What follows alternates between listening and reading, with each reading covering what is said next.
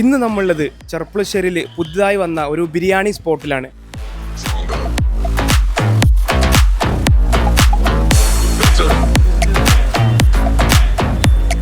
ഇവിടെ എന്തൊക്കെയുള്ളത്?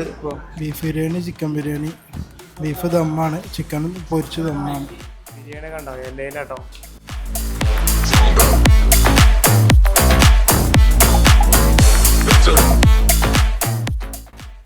ഇപ്പം ഞാൻ ഈ ഇലയിലോട്ട് ഇട്ടുകൊണ്ടിരിക്കുന്നത് ചിക്കൻ ബിരിയാണിയാണ് കേട്ടോ. ഒരാളൊക്കെ വയറ് നിറച്ച് കഴിച്ചാലും ബാക്കി വരുന്ന അത്രയും റൈസ് ഉണ്ട് കേട്ടോ. ചിക്കൻ പീസ് ആണെങ്കിൽ വലിയ 2 പീസും അതുപോലെ തന്നെ മസാല ഒന്നും അധികമില്ലാത്ത അടിപൊളി ബിരിയാണിയായിരുന്നു കേട്ടോ.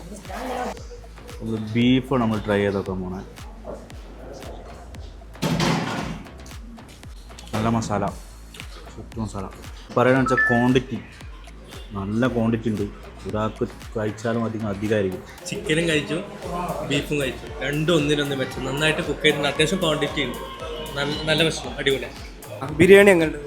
അടിപൊളി ബിരിയാണി, നല്ല രസം. ഏത് ബിരിയാണി കഴിച്ചു? ചിക്കൻ ബിരിയാണി.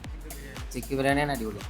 അപ്പോൾ ഞങ്ങൾ ബീഫും ചിക്കനും ടേസ്റ്റ് ചെയ്തു. നല്ല ക്വാളിറ്റിയോട് കൂടി നല്ല ടേസ്റ്റുള്ള ഫുഡാണ്.